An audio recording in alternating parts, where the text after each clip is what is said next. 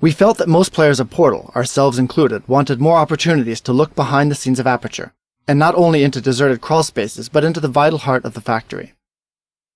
The turret factory was a way for us to satisfy this desire, while also answering the nagging question of where all the stuff in the facility came from. Because we constantly allude to the turret creation process throughout the game, it is satisfying from a story standpoint to finally stand before the machine you've been hearing about. By showing how turrets are made, it's easy enough to extrapolate a similar creation path for all the other items that Aperture generates, only to be consumed by the endless process of product testing. We designed an entire life cycle for the poor doomed turrets, from creation, product testing, error detection, packaging, and their ultimate unpackaging prior to being recycled. In fact, the turrets never make it to shipping. As soon as a turret is completely finished and packed in a box, it is immediately sent to the unboxer, where it goes on to recycling and begins its life anew. Thus, we show Aperture continually building and repurposing its items in the most inefficient way imaginable. We never got around to building the actual unboxer, but what we pictured was that it was located immediately below the boxing machine. And while the turrets would be reduced to their components, the boxes would be discarded and end up in a steadily growing mountain of unrecycled packing materials. Several puzzles in the game require the players to take on distinct, intertwined roles. We called these asymmetric chambers trust puzzles, because one player is often placing their life in the hands of the other. When one player accidentally kills the other, it almost always ends in laughter. So much laughter that we sometimes had to question if it really was a legitimate accident. These puzzles also require players to stay in constant communication, which naturally leads to some great moments of cooperative bonding. While some teams found these stressful, for many partners, these puzzles were their favorite type. But everyone agreed that they added much-needed variety and a nice change of pace. And by swapping roles, each player can get an entirely different experience within the exact same puzzle. Similar to the way the student game Narbacular Jop became the original Portal, the paint mechanics in Portal 2 come from a student game Tag: The Power of Paint. The repulsion gel in Portal 2 is modeled after the bounce paint from Tag, but was redesigned to fit better within Portal. The original bounce paint always bounced the player at a fixed height and activated whenever the player touched the paint. We changed the repulsion gel to reflect the player's velocity, such that they will bounce back up to the height that they fell from. This mechanic lends itself better to puzzles involving portals because players have to think about gaining and preserving height. We also changed the repulsion gel to only activate if the player jumps off of or falls onto the gel. This was done because players would often accidentally walk onto repulsion gel that they didn't see and then trigger an unwanted bounce. This was a particularly nasty problem in Portal 2 because the player couldn't get rid of paint once it was applied, whereas in Tag the player can erase paint at any time they want. It's important to give co-op players a way to coordinate their action. Seeing how our players naturally wanted this ability, we decided to support it with the ping timer and ended up designing some puzzles around it. Due to lag and other issues, syncing up actions over voice chat turned out to be rather difficult. Therefore, we created the countdown timer as a way for players to keep in sync. It's completely predictable. Both players see the go at the same instant, and the clocks run in sync even if they're on different systems. We have a taunt where one robot steals the other's core. When implemented, it was the only taunt that required one person to initiate. Because of this, we were afraid that it would be used for griefing. We were in the process of rethinking our approach when early playtesters rated this as their favorite taunt. It was also the most used team taunt because it only required one player to initiate and was easier to use than the others. We ended up changing all the other team taunts to emulate the way stealing the core works. The stalemate resolution button is the earliest configuration of the robot arms we tried. Playtesters enjoyed it, but it took us a long time to find the right place for it in the game. It clearly needed to be defending something, and for a while it defended a paranoid personality sphere who had built a huge encampment of defenses to stop you from getting to him. When the idea for the stalemate button came up, we knew it had finally found its home as part of GLaDO's last desperate attempt at self-preservation. Propulsion gel carried over almost exactly the same as the speed paint in the student game Tag: The Power of Paint, except that it is slightly more than twice as fast. Propulsion gel combined well with the existing mechanics of Portal, such as flinging, and it also went well with the repulsion gel for long jumps. We had to tweak the player's control on propulsion gel to feel right in the Portal universe, and also added a slight funneling effect to help guide the player when they're speeding into a portal. GLaDOS originally was a lot more cutting in these opening rooms, given that she's talking to someone she perceives as her murderer. Playtests revealed, though, that it was a bit grueling getting browbeaten by GLaDOS this early in the game, so her arc was rewritten to give her more of a slow burn towards the player. The visual design of the robots began with lots of concept art. The initial round of concepts explored all kinds of forms, from human to the more abstract. We found ourselves gravitating towards shapes that reminded us of the sphere and the turret in the original Portal.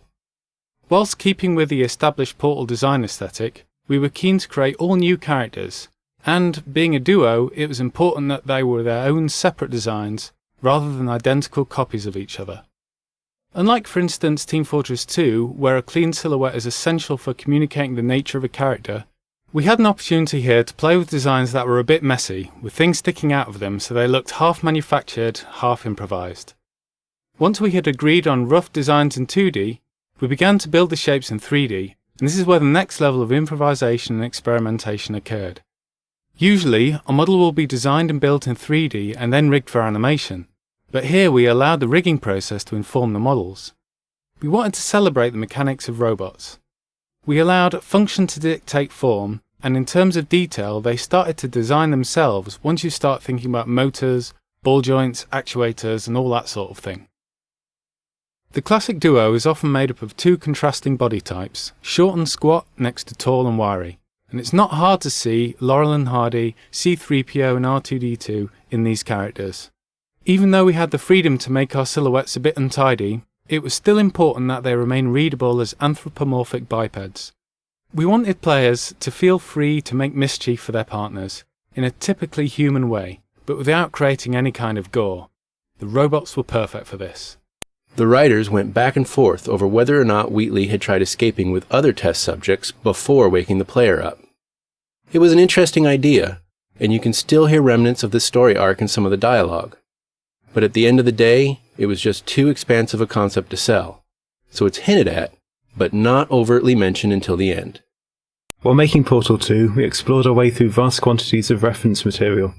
Inspirations included photos of NASA's Apollo and Shuttle programs, CERN's particle accelerators, both modern and obsolete, industrial robots, derelict Soviet space shuttles, overgrown temples, Brussels metro stations, seedy American motels, junkyards filled with rocketry equipment, Chinese apartment blocks under construction, Polish shipyards, neutrino detectors deep underground in nickel mines, corporate headquarters from a variety of eras, commercial nuclear reactors, experimental fusion reactors, rain-sodden book depositories in Detroit, peculiar cameras, forgotten space probes, you name it.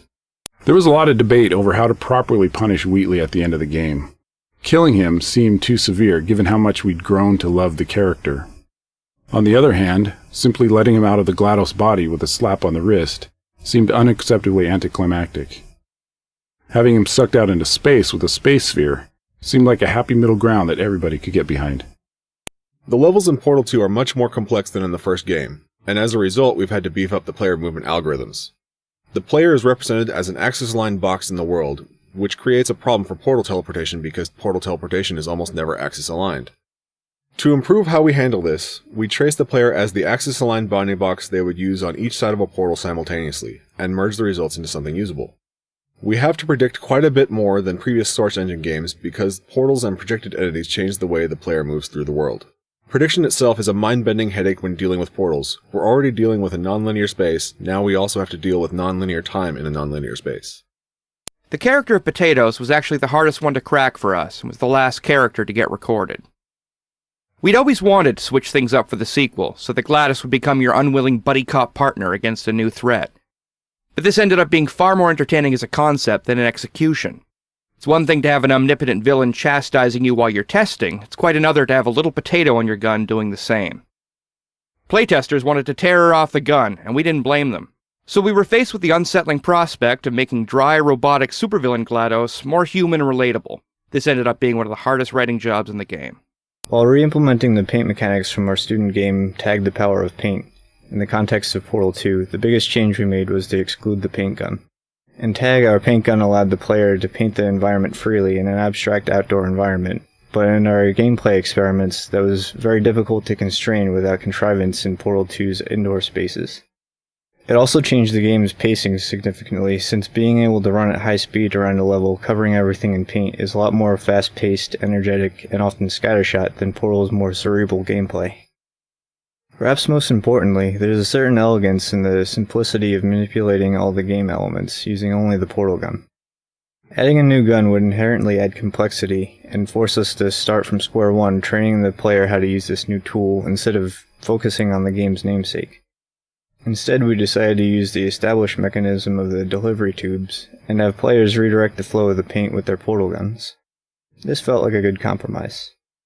Portal Paint was the last paint we added to the game, and for a long time we weren't sure of the best way to use it. We experimented with the delivery method and found that it was most effective when it was deployed in large quantities. Another important factor was the angle of application.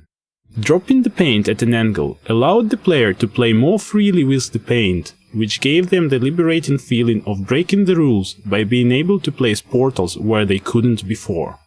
Early on, we realized that trying to tell your partner where to go, where to look, or where to place a portal was going to be really hard. Even with voice chat, saying "over there" doesn't give enough information to your partner within the 3D space.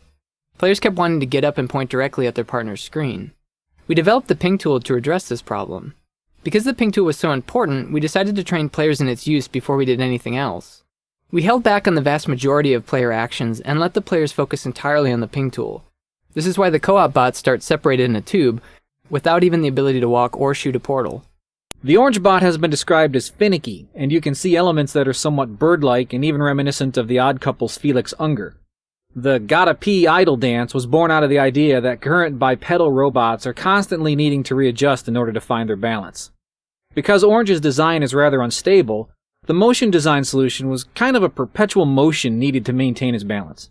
The original layout of this chamber started out much more linear, essentially a sequence of rooms that the player had to progress through somewhat blindly, not knowing what the next goal might be until they got there.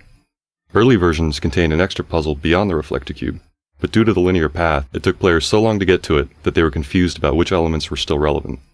This drove us to make the level non-linear. To make it easier for players to visualize the puzzle, we condensed the overall test space and moved the exit near the start. This helped the players see where they had to go and which objects would help them get there. The newer and older versions of Aperture show their distinct personalities in sound as well as visuals. The doors, floors, and buttons, as well as soundscapes, reflect the aging, outdated 70s feel. The sounds contain hints of the decaying metal and wood. The newer but unstable Wheatley Chamber soundscapes become more foreboding and perilous the further you venture into them. The atmosphere of uncontrolled destruction continues to intensify till the end. In each of Wheatley's test chambers there is always a monitor with Wheatley on it. While placing the monitor in this level, one of our designers thought it would be funny if the monitor was the target of the faith plate, and would get broken if the player or the box flew into it. We thought the gag worked well and decided to make every monitor breakable. While testing this map, we often saw playtesters fixate on the excursion funnel and try to use it to get to the other side, forgetting that they had a portal gun. To remedy this, we added the destruction event that happens just before this chamber. This requires the player to portal through the floor and out of a wall to cross a gap. Once the player enters the test chamber, they're presented with this exact same scenario, but in a different context. Having built up the expectation that Wheatley is going to kill the player, we still wanted the actual moment to be a surprise. By this point, players are entirely comfortable with faith plates, and the simple subversion of expectations as Wheatley punts you sideways is a fun and surprising moment. We added the bouncing box with the intention that players attempt to time their jump to catch the box, focusing their attention on the expected result of their jump and heightening the surprise. Wheatley was originally envisioned as a group of spheres that you discover as you explore the facility behind the scenes. We ditched this idea for two reasons. For one thing, behind the scenes levels were required to highlight the introductions of these new spheres, and these levels have their own unique logic. The number of spheres we wanted would have made for far too many of these types of levels, resulting in a very unportal-like game. Also, we were spending so much time introducing these new characters that we had no time to get to know any of them before they were swept off stage for the next one. Eventually we realized it would be a lot more satisfying to really get to know one sphere instead of briefly meeting 6. Some of these characters were eventually recycled as corrupt cores for the finale. Project Lil is our code name for an internal push to make our comments more accessible to the whole Valve community. It was pointed out to us in mail from a fan that in some of our previous commentary, the designers referred unfailingly to the gamer as a he. Although in natural speech, most of us normally tend to say they and their, rather than he and his, some stuffy, overactive minion of the grammar police went through and revised all those usages to make them conform to an oppressive gender-biased rule. However, research shows that they and their is a perfectly acceptable and even older form, and we're happy to fall back on it and let people talk the way they normally talk, and screw the so-called rules that alienate our fans. Thanks, Lil. When playtesting the final boss battle, we found players were confused about what to do when they entered Wheatley's lair. Our solution was to train the player by having them break glass paint pipes in the previous level. This lets them learn the mechanic without any time pressure before they have to fight Wheatley. This also trains the player to redirect the bombs Wheatley throws at them. This map was one of the first of the older Portal maps that we beat up and decayed to bind the two games together. The smooth jazz joke is probably the oldest one in the game. The team discovered through playtesting that smooth jazz was funny to all ages, genders, and cultures. We had to come up with old-looking versions for all the important gameplay props, such as button panels, doors, cubes, basically everything the player could interact with. We came up with this fictional character, Janitor Bob. He'd be the guy who had to maintain all of old Aperture. A guy who doesn't understand anything about science, but can fix everything with duct tape and a screwdriver. He would use everything he could get his hands on. The result might not look pretty, but it would work. So whenever we got stuck designing props for Chapter 3, we'd ask ourselves, well, how would Bob build it? In Left 4 Dead 2, we authored simple, fogged, black versions of the world as monolithic models to avoid the CPU overhead of rendering the world again for water reflections. This worked well for the Left 4 Dead 2 outdoor environments where most light comes from the sky. But Portal 2 is almost entirely indoors, so the color and value of the world geometry is apparent in the water reflections.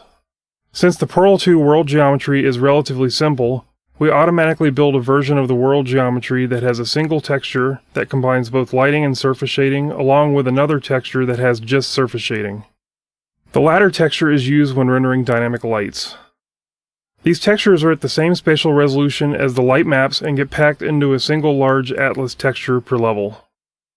Drawing this simple world imposter takes very little CPU time, which was a limited resource on Portal 2 due to the many portal views, split-screen views, and water reflection views that we needed to render. We initially planned on using the world imposters only for water reflection rendering, but we ended up using it to improve the performance in split-screen mode, where it is used for rendering distant portals and portals that are 2 levels deep. We also used the world imposters to render water in full-screen co-op mode to give us some performance overhead, since the co-op mode has more portal views to render than single-player mode. For a while, we were on the fence about whether to keep the Team Taunt hug in the game. Some felt it wasn't suitably robotic, while others had a concern that perhaps it showed too much emotion for these characters. But once it was animated for a trade show trailer, many of our concerns were washed away by the positive reaction of the fans. It was a huge success. Our initial goal in designing the hub was to provide players with a lot of choices so that they could sample a variety of game types. The idea was that if they got stuck or needed a break, they could pick another test chamber or another mechanic to explore. In reality, this prevented us from doing sufficient training and limited the overall scope of the puzzles. With such a flat structure, it was much harder to layer old mechanics onto new ones because we couldn't guarantee that players understood what they needed to know to solve a puzzle. By going linear, we could guarantee prior knowledge and provide a much better experience, more satisfying pacing, and a story that gathered momentum over a long period of time. In laying out the structure of our hub, we had a number of challenges that were new and specific to co-op play. We have to assume that each player has made different progress throughout the game, playing with different partners. Starting in the neutral center of the hub was a way of making sure that they had a chance and place to coordinate. Players needed a way to agree on where to go, and a way to visualize each other's completion data. As they played, they needed concrete feedback on how much progress they had made. In seeking solutions, we felt it was important to keep the player in the game space, rather than resorting to menus and UI that would take them out of the game. Therefore, players can clearly see their status over the doors, and they navigate by walking to the course in the 3D space. GLaDOS is there to connect the experience to the single-player game, while also holding the player's hands a bit to keep the co-op goals and feedback clear.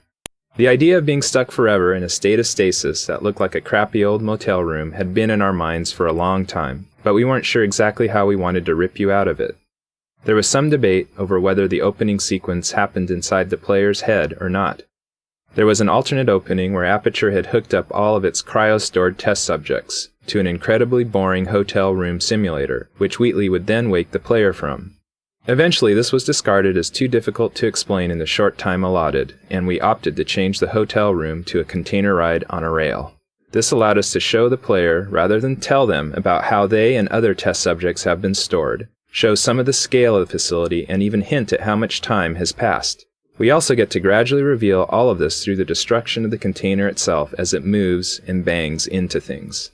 Overall, this gives the player a much more dynamic and visceral introduction to Portal 2. We noticed that after playtesters had solved a difficult puzzle together, they'd sometimes pause before funneling through the exit door to repeatedly jump up and down in excitement.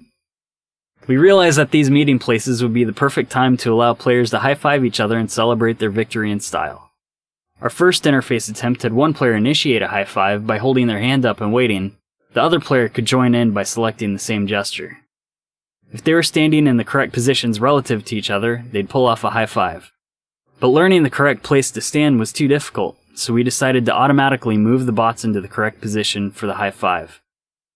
Sometimes, however, the player who wanted to high-five would be left hanging as the other player ran ahead without accepting.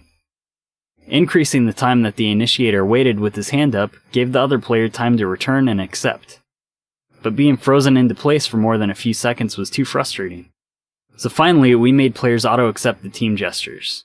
Now when the mood strikes either player, the game always ensures a successful celebration. Something that really surprised us was how often playtesters stated that they loved the basic experience of handing off a cube to their partner. Players didn't expect such a fundamental physical interaction to just work in a game. Before trying it for the first time, they would discuss their plan as if it were some unique or special new game mechanic. When it just worked, they were overjoyed. With the gel sounds for Portal 2, we wanted to create something whimsical that would add to the player's enjoyment of the mechanics, without crossing over the line into ludicrousness. For example, our initial pass at the blue gel bounce sound included a rubber playground ball, a pitch-bent harp string, and a processed mouth harp. The resulting sound captured the idea of fun, but was off the charts on the goofy scale. After several iterations, we settled on the current, less over-the-top sound, which features a piece of metal bar bouncing like a diving board, and a heavy dose of synthesis.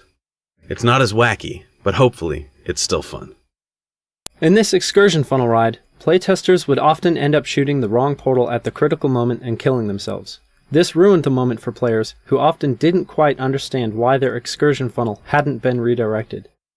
As a solution, we now detect when the player places the wrong portal in hopes of saving themselves. We help them out by moving their other portal under the excursion funnel source. This effectively makes this section foolproof by allowing the player to shoot either portal to save themselves. The Franken turrets were an attempt to show one of the ways Wheatley has been spending his time since he threw the player down into the underground. Using his limited brain, it didn't seem like he could have come up with a lot, so the idea of using objects he'd have access to seemed appropriate. The turret and the cube are the two most iconic Portal objects, and the Franken turret is little more than a crude combination of those two objects. The hermit crab animation when you pick the cubes up began as a necessity, because we really needed to make them act like cubes when you held them.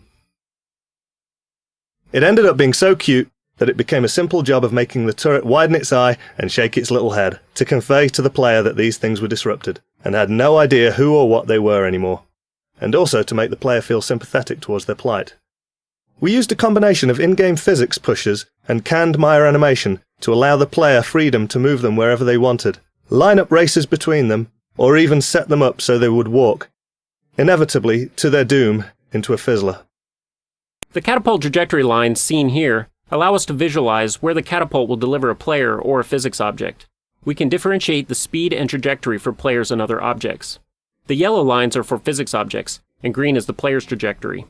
Sometimes we need to have a different value to accommodate the shape of the object being catapulted. What works for the player may not work for an object, and vice versa. For instance, it was common for a box to make it to a ledge while the player would smack into the side, and then fall down into the slime. The visualization tools helped us debug these types of problems. We needed a puzzle that would demonstrate the different effects that the fizzler has on the game.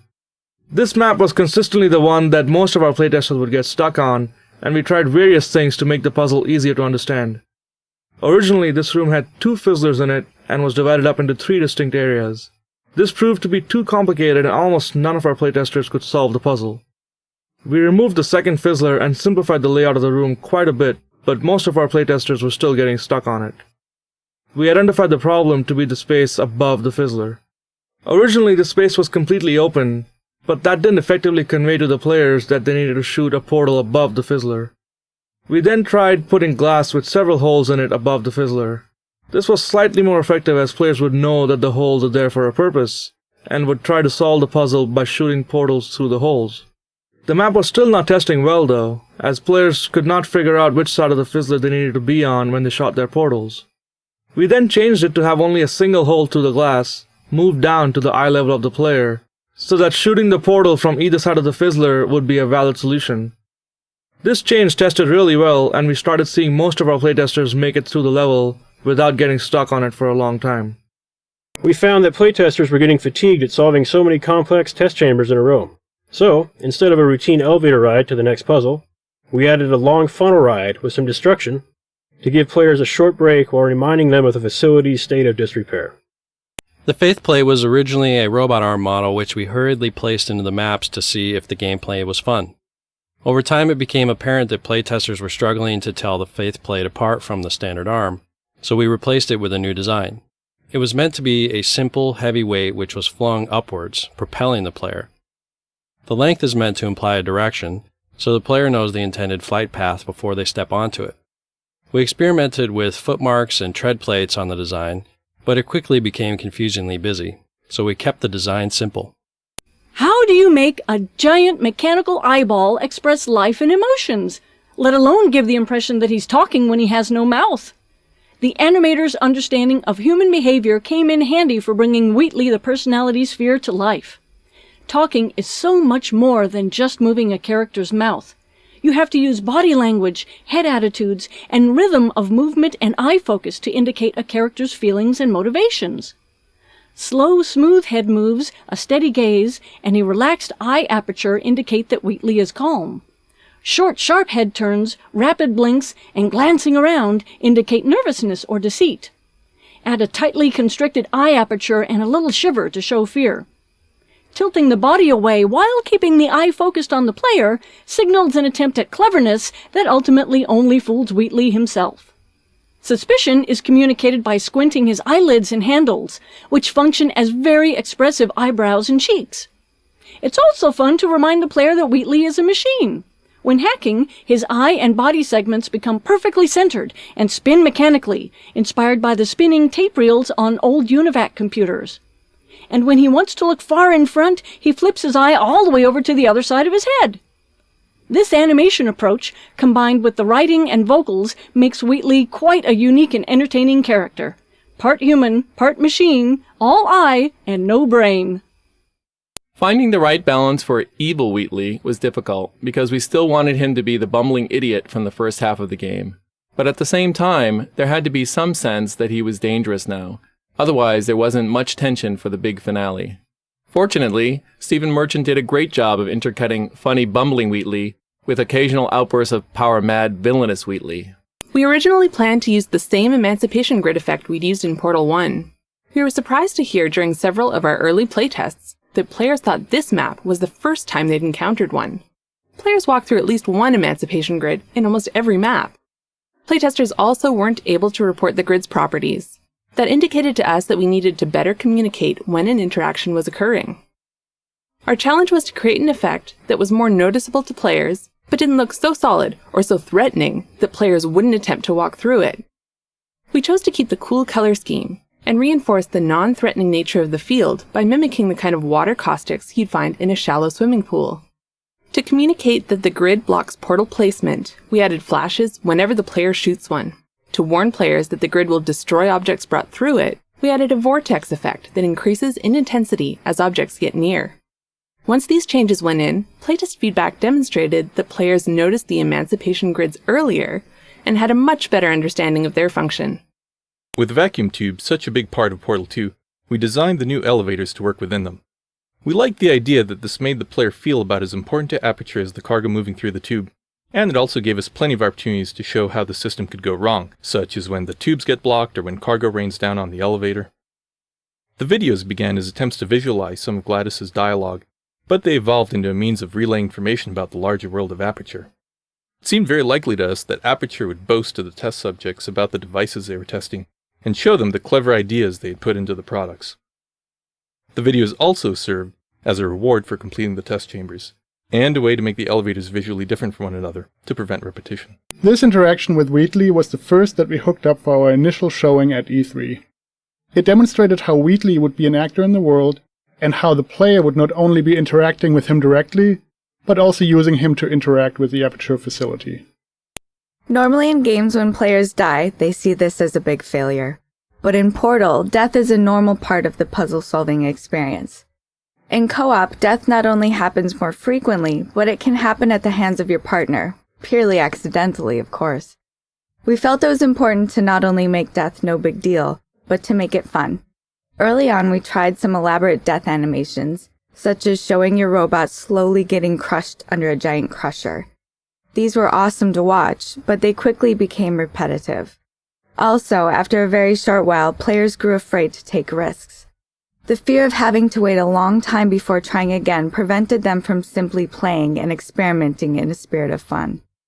We had to find the right balance where death was quick enough to be a non-penalty and elaborate enough to be visceral and satisfying, a fun payoff for creative play. Since the co-op characters can die at any time, we needed a way to rebuild them quickly and often.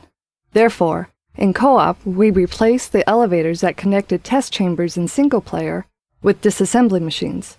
These are meant to reinforce the idea that since the robots are disposable, being destroyed is no big deal. In the robot world, it happens all the time. The container ride destruction sequence provided some unique technical challenges. The dynamics you experience are actually computed as two separate but nested simulations. The first is a core-scale simulation designed as a stress element analysis pass. This pass computes the overall gross motion of the container itself and computes the collisions and breakpoints based on path keyframe data and a network of constraints. As the container bumps and crashes along, the constraints start breaking and the room progressively starts to come apart. There are over 300 rigid bodies and 900 constraints in this rig, all individually configured for properties like tensile, friction, and collision response. The core simulation portrayed gross motion that captured the main dynamics of the ride, but not the fine details.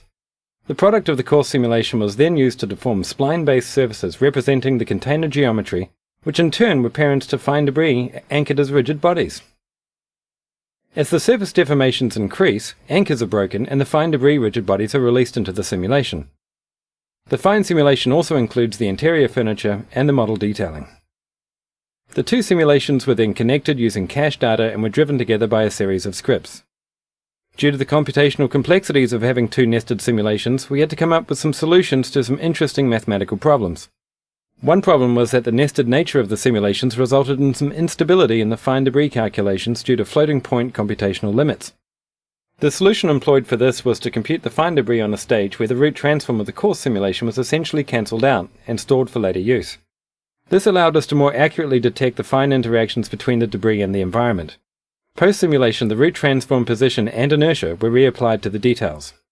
We solved the problem of trying to compute the player within this highly dynamic environment by putting them in a virtual room that has all the base shapes of the rendered container, but is simply used to compute player navigation. It's hidden somewhere else in the map. The viewpoint of the player is then parented to the core simulation transform, resulting in the final rendered frame. At the end of the ride, the player is teleported into the actual game space. The simulations were iterative, enabling us to sculpt the dynamics in parallel with gameplay design. In the final product there are over 1,200 rigid bodies, 900 constraints and 1,000 joints. With all the iterations combined, the actual runtime spent computing the simulation was 92.4875 days. Wheatley's first test was really fun to make because we wanted it to feel like he was a first-time level designer. We see a lot of maps where people try using different textures or lights to write words or put their names on the walls. This chapter gave us a great opportunity for visually telling the backstory of Aperture Science. We accomplished this with signs, props, and materials. In this area, we get a glimpse of what Aperture Science must have been like in its heyday. We used rich, warm colors and materials like carpeting and marble to indicate that Aperture had a lot of money at one time.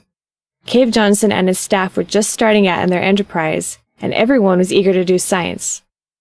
This stands in contrast to the stark, cavernous environment outside and the materials you see in Aperture Lab from later decades. As the player makes their way through more recent areas of the lab, the materials become cheaper, with an abundance of plastic and linoleum showing that Aperture had fallen on harder times and could no longer build high-quality offices for its workers.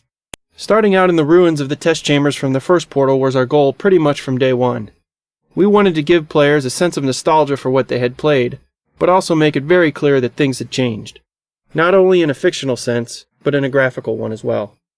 We needed to bridge the gap between the first game's simpler art assets and the much more complex look of Portal 2. Weighted spheres first appeared in one of Portal 1's advanced chambers. For Portal 2, we accidentally made them bouncy, and it was too much fun chasing them to change it. In co-op, we wanted players to use teamwork to catch an object. And while a cube might have landed safely, a sphere will bounce and roll out of bounds. So in this chamber, we drop a bunch of spheres as a fun visual reward. And we wanted to trick players into saying balls over the microphone. We had a bunch of levels that used crusher panels in ways that made the test chambers more dangerous. After showing some of these levels in press demos, we got feedback that viewers were getting the impression that Portal 2 was going to be too difficult, since players would have to time events such as running or falling through a portal while avoiding getting hit by a deadly crusher. We ultimately decided to save these crushers for the escape when Wheatley tries to hold you off. One of the things that the student game Tag the Power of Paint didn't allow was painting of other objects, since this would have been too trivial in that game. In Portal 2, however, moving paint around became a puzzle in and of itself, so we began to create puzzles that depended on painting objects. Bouncy boxes and turrets were an obvious choice, and adding this mechanic extended our toolbox to include objects whose basic properties of movement could be changed by the player. Writing GLaDOS for co-op introduces some interesting problems. In single player, you can count on players paying attention and being caught up in important moments. In co-op, you can count on two players chatting about what they just did as GLaDOS delivers an important line. To help with this issue, we broke up the story beats into smaller sections so players don't become impatient. We also repeat the points multiple times to ensure the message sinks in even if you missed it a few times. Lastly, we also give players room to talk. For example, when you die, there's a 2-second beat for you to laugh or yell before GLaDOS speaks. It is important to give those places for players to speak because the best part of co-op is the shared experience. Most players don't realize that the ping tool is context sensitive. When they're playing voice enabled, players usually rely on the look portion of the ping tool. Without voice, icons such as press the button or stand here become much more important. We thought of making a whole new character for Portal 2, but we didn't want to lose the relationship between GLaDOS and Chill that began in Portal 1. Once we decided to stay with Chill, we wanted to improve her look, updating her leg springs and jumpsuit to have a more functional design. At the same time, we didn't want players to not recognize her, so we kept a lot of the iconic elements like the color orange. She has folded down her jumpsuit to show she has essentially rolled up her sleeves and shed some of the Aperture label. She is awake again to test, but stronger and more determined than ever. We wanted to be scientifically accurate in this puzzle, figuring that there'd be a slight delay before you'd see a portal on the moon, since light takes 1.4 seconds to travel the distance. But playtesters would shoot the moon and instantly turn away, thinking nothing had happened. They didn't realize they had actually shot a portal on the moon. We tried and rejected a few different approaches to communicate the effect, including a cheat involving quantum entanglement, before settling on the current solution to this problem. This was the first test map that we created when we started to experiment with the aerial faithplate puzzle element. The map underwent many visual refinements, but it's one of the few puzzles that remained almost completely unchanged from its first form. This room is meant to teach players the fundamentals of portals, connecting them to two places in the world. As the blue portal moves around the world, the orange stays rooted. In the original portal, this room had these portals moving by themselves on a timer. This led to most people simply staring through their orange portal, waiting for the blue one to end up in the right place.